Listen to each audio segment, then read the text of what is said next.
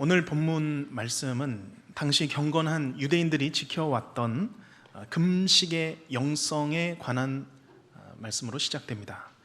성경 안에는 금식과 관련된 내용이 참 많습니다.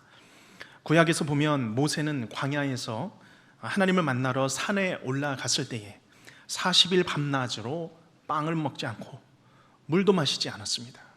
또한 다윗도 다니엘도 에스더도 금식으로 기도하며 하나님께 자신의 구할 바를 구하며 나아갔습니다. 또한 결정적으로 예수님 역시 복음 전도를 시작하기 이전에 40일 동안 광야에서 금식을 하시면서 공생의 사역을 준비하셨습니다. 그래서 한국 교회 안에서도 간절한 기도의 제목이 있을 때 또는 특별한 목적이 있을 때에는 개인이나 교회가 금식의 기간을 정하고 주님 앞에 기도하며 나아갔습니다. 곳곳에 위치한 금식 기도원을 찾아서 기도하든지 개인적으로 기간을 정하고 작정하며 금식하며 부르짖었습니다. 지금은 많이 보이지 않지만 실제로 예전에는 40일을 채우며 금식하는 분들이 종종 계셨습니다.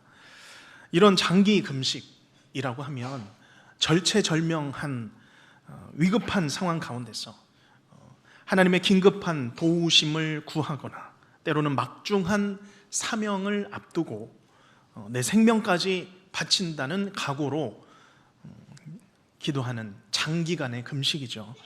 그런데 문제는 이런 장기 금식에 따르는 부작용이 있었습니다. 실제로 40일 동안 금식을 하면서 건강이 더 나빠지는 그런 일들이 있는가 하면 40일이 되기 이전에 또 마친 후에 또 세상을 떠나는 안타까운 일을 당하기도 했습니다. 이런 금식 기도이죠. 아마 이 자리에 계신 성도님들께서도 40일이나 일주일 금식은 아니시더라도 하루나 한 끼 정도는 금식하며 기도하신 적은 있으실 것입니다. 그러나 건강검진은 제외합니다. 건강검진은 내 몸 검사하려고 검은콩, 미역 안 먹고 굶식이죠. 그거는 굶식입니다. 오늘 말씀은 사람들이 바로 이 금식을 가지고 금식의 문제를 가지고 예수님께 찾아와서 시비를 거는 것으로부터 시작합니다. 바리새인과 요한의 제자들은 이런 경건한 금식을 하고 있는데 왜 당신의 제자들은 금식하지 않습니까? 이에 예수님께서는 당시 종교인들이 지켜왔던 이 금식의 영성을 넘어서는 것에 대하여서 말씀해 주십니다. 형식과 또한 절차에 그친 그런 금식이 아닌 가장 값진 경건의 본질, 가장 무엇을 담아야 하는가에 대하여서 본문을 통해서 명쾌하게 가르쳐주고 계십니다. 오늘 혹시 이 자리 가운데 오랜 신앙 생활은 했어도 어디서부터 시작되었는지 모르는 그런 영적 성장을 멈춘 정체감, 침체감 가운데 우리가 있다면 오늘 말씀에 우리가 귀를 기울여 보시기를 바랍니다. 예수님의 말씀을 통하여서 당시 종교적이고 형식적이며 껍데기만 남은 그 영성을 넘어서서 살아있으며 생명력 있는 성도의 삶은 무엇인지 오늘 이 말씀을 통하여서 내 마음에 받으시고 또한 그 말씀대로 살아가시기를 결단하는 우리 모든 성도님들 되시기를 간절히 바랍니다. 자, 오늘 말씀은 먼저 사람들이 예수님께 다가와서 시비를 거는 장면으로 시작하죠. 우리 18절 말씀입니다. 우리 18절 우리 함께 읽겠습니다. 요한의 제자들과 바리새인들이 금식하고 있는지라 사람들이 예수께 와서 말하되 요한의 제자들과 바리새인의 제자들은 금식하는데 어찌하여 당신의 제자들은 금식하지 아니하나이까? 아멘. 여기 요한의 제자들 또 바리새인과 또 바리새인의 제자들이 하던 그 금식 생활이 이제 얘들로 등장합니다. 본절에 요한의 제자라고 하면 세례 요한을 따르던 사람들이죠. 세례 요한이 광야로부터 갈릴리로 일상생활로 복귀를 했습니다. 이때 요한은 당시 감옥에 갇혀 있었지만 요한의 제자들은 여전히 경건을 위하여서 금식을 해오던 것으로 보입니다. 또 한 부류는 18절에 또 바리새인, 그리고 바리새인의 제자들이 있습니다. 바리새인들도 마찬가지로 참 열심히 있던 사람들이었죠. 그들의 전통을 따라서 금식을 했습니다. 사실 구약에서 하나님께서 이스라엘 백성들에게 명하신 금식은 단 한 번이었습니다. 속죄일에 하는 금식이었죠. 그런데 시간이 지나면서 스가랴 8장에 보면 포로기 이후까지 추가된 연중 금식이 4번이 추가되었습니다. 그리고 에스더서에 가서 또 9장 말씀에 보면 한 번의 금식이 더 늘었습니다. 이것이 유대인들이 지켜오던 그런 연중 금식이라면 바리새인들은 더 있습니다. 매주 둘째 날과 넷째 날, 그들의 날짜로는 월요일과 목요일이 되면 금식을 했던 것이죠. 그래도 이 세례 요한과 제자들은 그래도 진정한 경건을 위해서 금식을 했다라고 한다면, 이 바리새인과 바리새인 제자들은 그저 형식적이죠. 종교적입니다. 외식적인 그런 금식을 해왔던 것입니다. 자, 그런데 이 요한의 제자들이든 바리새인의 제자들이든 당시에는 열심히 좀 신앙생활 한다는 그런 그룹들은 다들 금식을 하며 금욕적인 그런 생활을 하고 있는데, 왜 당신의 제자들은, 예수의 제자들은 금식하지 않느냐라는 것입니다. 이거 이렇게 해서 되겠습니까? 경건의 문제에 있는 거 아닙니까? 영성의 문제에 있는 거 아니겠습니까? 이런 시비를 걸고 있는 것입니다. 예수님께서 참 사역하기 쉽지 않은 상황이죠. 자, 어떤 상황입니까? 지금 비판하는 사람들은 이 하나님과의 관계, 그것을 수치로 측정하고 있는 것입니다. 하나님을 향한 경건을 재고 있는 것이죠. 측정하는 것입니다. 이런 사람들은 마음에 소위 경건의 길이를 재는 그런 자를 하나씩 갖고 다닙니다. 그러면서 이 자를 가지고 사람들의 경건을 수치화하고 재고 있는 것입니다. 잘하고 있는지, 못하고 있으면 맞지 않다, 적당하지 않다라고 하는 것이죠. 금식을 몇 번 해야 하는지, 금식할 때는 무엇을 해야 하는지, 기도할 때는 하루에 몇 번, 어디에서 어떤 목소리로 해야 되는지 정해진 기준을 만들고 그에 따라 행동했습니다. 그래서 그러한 경건의 기준에, 지켜온 기준에 합당하면 인정해 주는 거죠. 그러나 그 기준에 이르지 못하면 비난하는 것입니다. 물론 경건을 수치화하고 측정하는 것, 규모를 만드는 것, 그것은 다 부정적인 것만은 아닙니다. 하나님께서 처음 이스라엘 백성들에게 광야에서 율법을 주셨을 때에는 그것이 다 계수였고, 계명의 계수였고 수치였습니다. 10개의 계명을 주셨고, 각종 의식법, 제사법, 시민법을 주셨습니다. 절기에 따라서, 정확한 날짜에 따라서 제사의 방식과 동물의 수와 제단의 무게와 길이들을 제한해 주셨죠. 그 안에서 제사를 드리도록, 먹어야 할 것, 먹지 말아야 할 것을 직접 가르쳐 주셨습니다. 그러나 이것은 숫자나 그런 형식에 매이라고 주신 것이 아니었죠. 이 모든 것 하나님께서 이제 이스라엘 백성들을 만방의 족속 가운데서 택하시고 한 나라를 세우시고 그들을 다른 민족들과는 구분되는 거룩한 백성으로 구분하기 위하여서 이 율법을 주신 것입니다. 타락하고 불완전한 세상, 비위생적인 그러한 생태로부터 이스라엘을 보호하기 위하여서 세부적인 명령에 따라서 정해놓으셔서 지킬 것을 요구하며 율법을 주셨던 것입니다. 그 율법을 통하여서 근본적으로는 하나님을 사랑하고 이웃을 사랑하는 배려하라는 마음으로 이 법을 허락하여 주신 것이죠. 그러나 시간이 지나고 세월이 지나가면서 본래의 의미는 없어지고 형식만 남은 것이죠.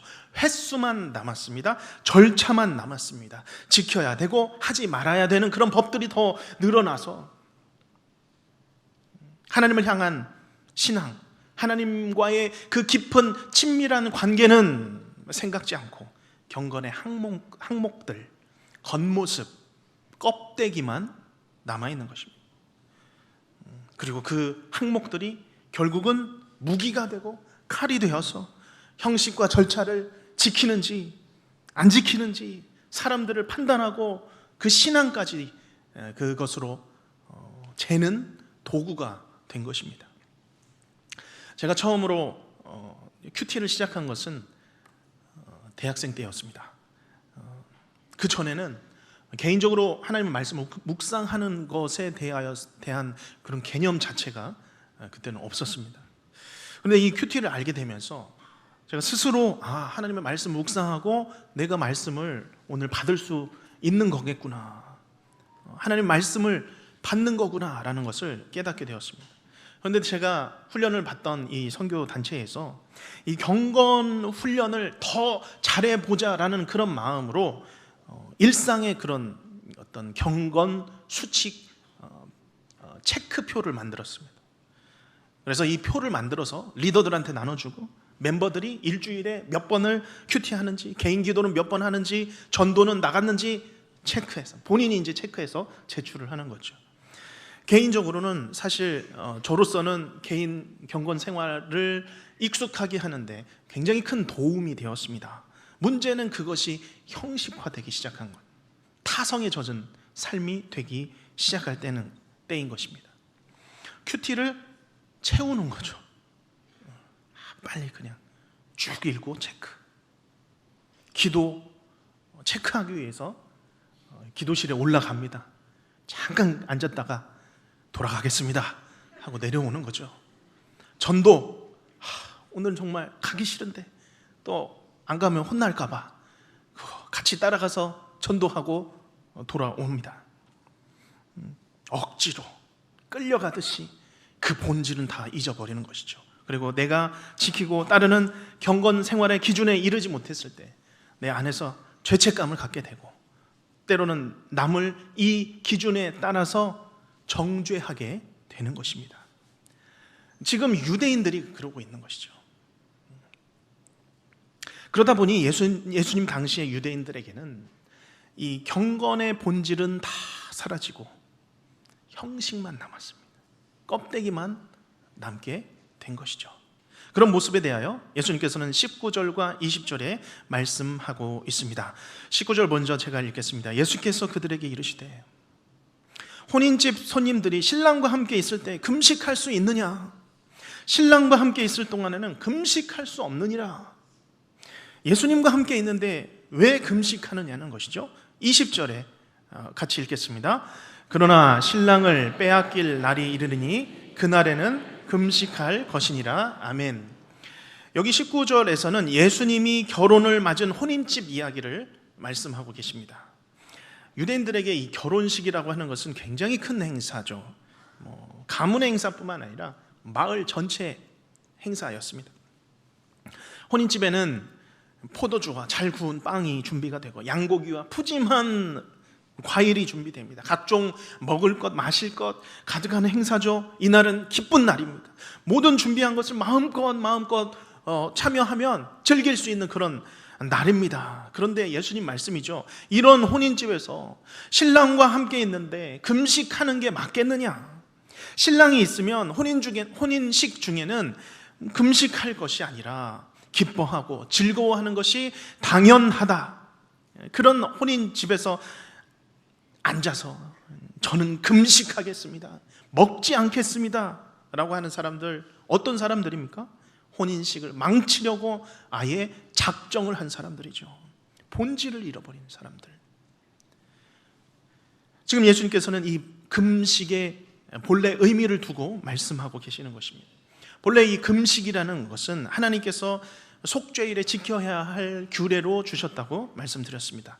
레위기 16장 31절에서 그 속죄일에 관하여서 이렇게 말씀합니다. 이는 너희에게 안식일 중에 안식일인즉 너희는 스스로 괴롭게 할지니 이것이 영원히 지킬 규례니라. 금식은 스스로 괴롭게 하는 것입니다. 이 스스로 괴롭게 하다라는 히브리어 단어가 이 뜻과 맞닿아 있습니다. 왜입니까? 왜 괴로워해야 되는 것입니까? 범죄한 인간이 스스로 자신의 죄에 대하여서 죄로 말미암아 하나님과 멀어진 그 관계로 인하여서 슬퍼하며 애통하며 괴로워하는 것이 금식의 본래 의미입니다. 그런데 지금 혼인집에 신랑이 있는 상황입니다. 너무 가까이, 바로 옆에 예수님이 지금 계시는데, 다시 말하면 지금 너희들은 너희 죄를 구속하실 예수가 바로 너희 곁에 있는데, 지금 생명의 주께서 지금 너희와 함께 하고 있는데 지금은 금식할 때가 아니다, 기뻐할 때이다, 즐거워할 때이다 말씀하고 있는 것이죠. 그러면 언제 금식하라고 말씀합니까? 20절 말씀에 그러나 신랑을 빼앗길 날이 이르리니 그날에는 금식할 것이니라. 예수께서 고난을 받으시는 날이죠. 십자가에 처형당하시는 그날입니다.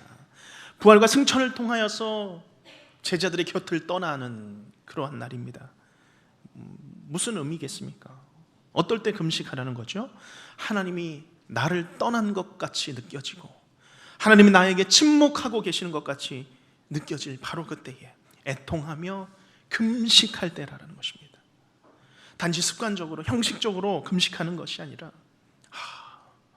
내 안에 하나님이 없다, 내 삶에 예수 생명이 사라졌구나, 하나님이 내게 침묵하시는구나, 하나님과의 단절된 삶이 느껴지고 아무 영적 생명이 없는 것 같은 삶을 살아갈 때, 그때가 괴로워할 때이고 그때가 금식하며 회개해야 될 때라는 것을 말씀해 주고 계시는 것입니다. 그렇게 보면 오늘 말씀은 단지 이 금식에 관한 것만을 다루는 것은 아닐 것입니다. 금식은 대표적인 경건의 형식만 남은 것들이죠. 우리가 예배도 형식에 그칠 수 있습니다. 예배가 형식에 그치면 이 예배당에 들어오는 자체부터 마음이 다릅니다. 나는 이번 주간 들을 말씀 들으러 와야겠다. 그러면 예배 시간을 지킬 필요도 없죠. 그냥 설교 가까운 시간에 들어와서 하나님 말씀 듣고 돌아가면 되는 것입니다. 그러면 나에게 유익이 되는 말씀 얻고 돌아가는 것이죠. 그러나 내가 정말 이 예배에 대한 소중함이 있다면 예배 시작 전부터 하나님 앞에 나의 마음을 가지고 주님 앞에 마음을 굽혀서 나오는 것입니다. 우리가 기도도 그럴 수 있습니다. 우리가 하는 봉사도 그럴 수 있습니다. 우리가 드리는 헌금도 그럴 수 있습니다. 형식과 절차에 오랫동안 익숙하다 보면 점점 그 의미를 잃어버리고 내가 그저 익숙한 대로 행동하는 것입니다. 그 안에 본질과 생명력은 다 잃어버리고 내가 경건의 삶을, 신앙의 삶을 산다고 하면서도 결국은 내 몸으로만 움직이고 있는 신앙생활일 뿐인 것입니다. 그러면 예수님께서는 이런 금식보다, 이런 형식에 치우친 경건의 삶보다 다른 무엇을 말씀하고 계십니까? 이제 여기부터 중요한 부분입니다. 과연 이 경건한, 형식에 그친 경건한 삶에 담아야 될 그 생명은 무엇입니까? 생명력은 무엇입니까? 그것이 21절과 22절에서는 생배 조각, 새 옷이죠. 또한 새 포도주로 표현하고 있습니다. 우리 21절, 22절, 21절을 제가 먼저 읽겠습니다. 생배 조각을 새 옷이죠. 새 옷 조각이죠. 새 천을 낡은 옷에 붙이는 자가 없나니 만일 그렇게 하면 기운 새 것이 낡은 그것을 당기어 헤어짐이 더하게 되느니라. 아마 바느질 다 해보셨을 줄로 압니다. 새 헌 옷에, 얼기설기 그런 낡은 옷에 새 조각을 붙이면 어떻게 되겠습니까? 기운 그곳이 점점 당겨져서 낡은 곳이 다 더 찢어지게 되는 것이죠. 그것을 의미하고 있습니다. 22절 말씀 우리 같이 한 목소리 읽겠습니다. 새 포도주를 낡은 가죽 부대에 넣는 자가 없나니 만일 그렇게 하면 새 포도주가 부대를 터뜨려 포도주와 부대를 버리게 되리라. 오직 새 포도주는 새 부대에 넣느니라 하시니라. 아멘. 여기 생배 조각 그리고 새 포도주는 예수님의 생명입니다. 생명의 복음이며 능력의 복음입니다. 그런데 이 생배 조각 같은 예수님의 생명의 복음을 낡은 유대교 옷에 바늘로 덧대어 꿰매면 어떻게 됩니까? 낡은 옷이 당겨져서 찢어진다입니다. 새 포도주 같은 예수 그리스도의 그 능력의 복음이, 그 생명이 낡은 유대교 부대에 담기게 되면 어떻게 됩니까? 새 포도주를 담은 부대가 터져버려서 포도주와 부대를 다 버리게 된다는 말씀이죠. 예수님께서는 이 땅에 오셔서 그 당시에 유대인들이 갖고 있었던 유대교 그 종교를 변화시키실 수도 있었습니다. 그것이 모태가 되어서 그것으로 선교의 발판을 마련하실 수도 있었습니다. 그러나 예수님께서는 그렇게 하지 않으셨죠. 왜 그렇습니까? 그 유대교에 예수님의 복음을 담으면 이것은 터져버리는 것이죠. 헤어진다는 것입니다. 그래서 예수님께서는 새로운 복음의 말씀을 전하셨고, 그것이 초대교회가 또 우리 모든 기독교의 모태가 된 것이죠. 예수님의 생명은 능력이 있습니다. 살아있어서 역동합니다. 그 예수님이 내 속에 계시면 무슨 일이 일어나겠습니까? 내 안에서 생명의 능력이 솟구쳐 일어난다는 것입니다. 역동적인 예수님의 생명이 살아 움직입니다. 낡은 옷을 찢어버리고 낡은 부대를 터뜨려 버릴 만큼 예수님의 이 새 생명, 이 새 능력은 내 모든 죄성과 닳고 다른 내 모든 죄의 습관들을 제거하고 다 없애버릴 만큼 능력이 있다, 파워가 있다라는 것을 오늘 이 말씀을 통해서 보여주는 것입니다. 그렇습니다. 우리 예수님에게는 생명이 있습니다. 살아 움직이는 생명이 있습니다. 모든 것을 이기는 생명의 역사가 예수님을 통하여서 일어납니다. 그 능력이 내 안에서 일하실 때에 내 말과 내 모든 습관과 행동을 변화시키십니다. 부패한 인간을 터뜨리십니다. 옛사람은 다 죽게 되고 새 사람이 되어 버리는 것이죠. 이 생명과 또한 역동성, 내 안에서 일어나는 것입니다. 요한복음 4장 말씀에 보면 예수님께서는 사마리아 여인을 만납니다.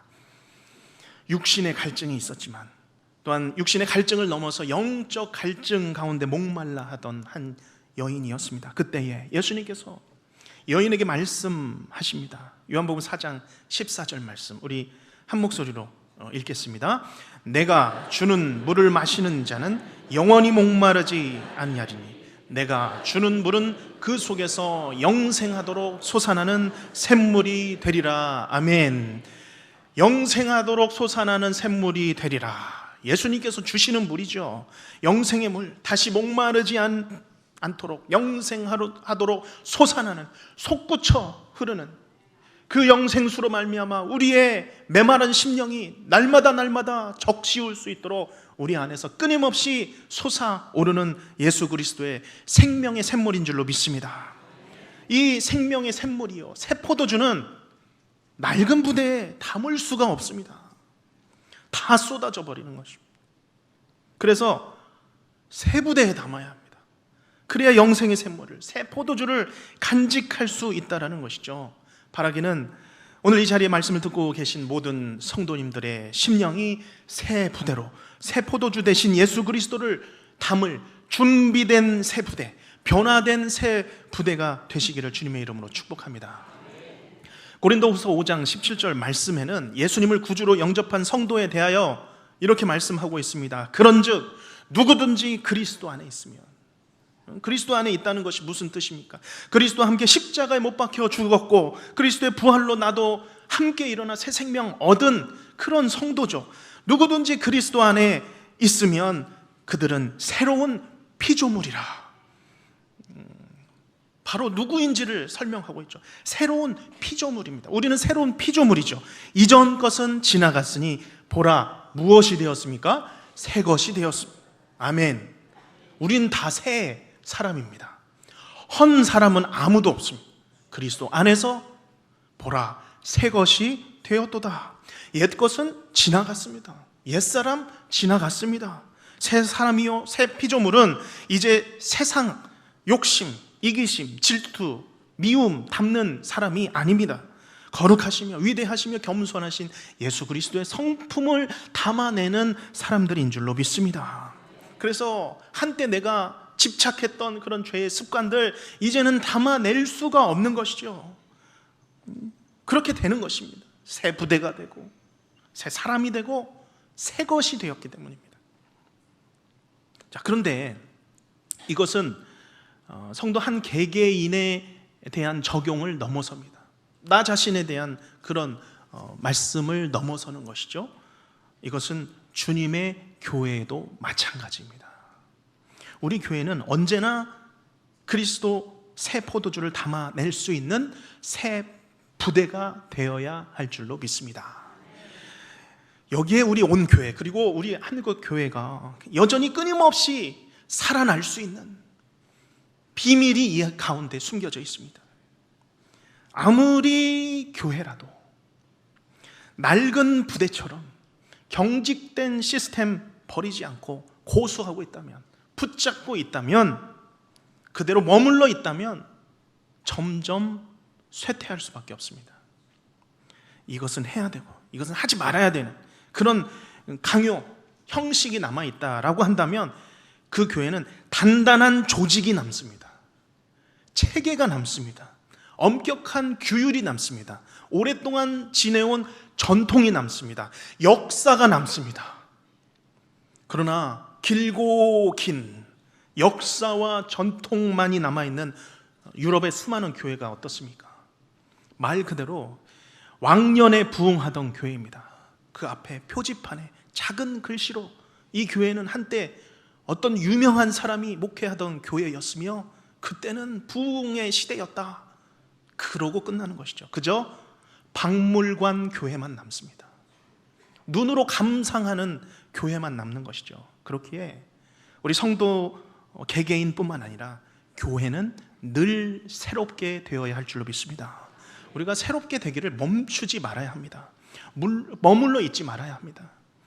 이것이 새 부대입니다. 담을 수 있는 새 부대인 것이죠. 언제나 새 부대가 되기 위하여서 탄탄하면서도 탄력성 있는 그러한 비전을 품고 나와 또 교회를 바라보며 우리가 새 부대, 새 교회가 되기를 위하여서 부단하게 애를 써야 합니다. 우리가 다음 세대에게, 우리 교회가 다음 세대에게 무엇을 전수해 줄 수 있겠습니까? 전통이겠습니까? 70년 정통, 70년 동안 해오던 절차. 우리 부모 세대가 다음 세대에게 전수해 주어야 할 것은 준비된 새 부대여야 할 줄로 믿습니다. 복음의 본질은 변할 수 없습니다. 그것은 그대로 본질은 지켜야 합니다. 그러나 우리 안에 또한 성령의 자유함이 있는 것이죠. 열려 있어야 합니다. 갇혀 있지 말아야 합니다.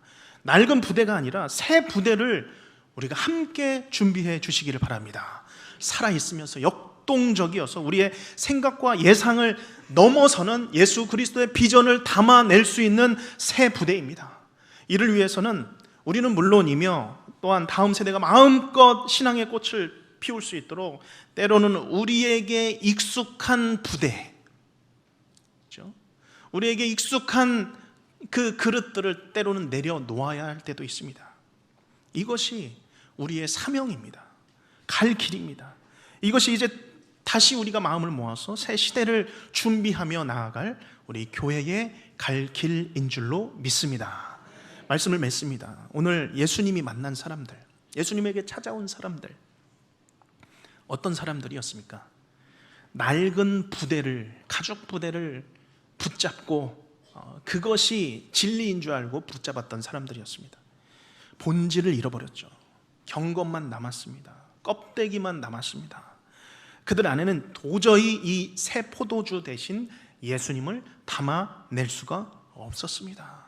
그래서 예수님께서는 부대를 바꾸신 것입니다. 다른 부대를 준비하라입니다. 오직 새 포도주는 새 부대에 넣느니라. 예수님의 말씀입니다. 오늘 예수님 말씀처럼 새 포도주를 담는 새 부대가 되시기를 간절히 바랍니다. 변화의 시대, 새 포도주요, 예수님의 생명의 복음은 변하지 않더라도 그러나 그 생명의 복음을 담아내는 이 새 부대는 탄력성이 있고 신축성이 있고 날마다 갱신하기를 힘쓰며 그러한 마음이 열린 교회가 되기를 부단히 돌아보고 애를 쓰는 것이죠. 내가 또한 우리 교회가 오늘도 더 새로운 교회가 되어 주시기를 바랍니다. 예수님의 풍성하며 한계 없는 복음, 내 안에서 내 생각에서 그친 그런 비전이 아니라 예수님의 더 넓은 비전을 향하여서 나아가실 수 있는 그러한 새 부대가 되는 모든 성도님들이 되시기를 주님의 이름으로 축원합니다. 기도하겠습니다.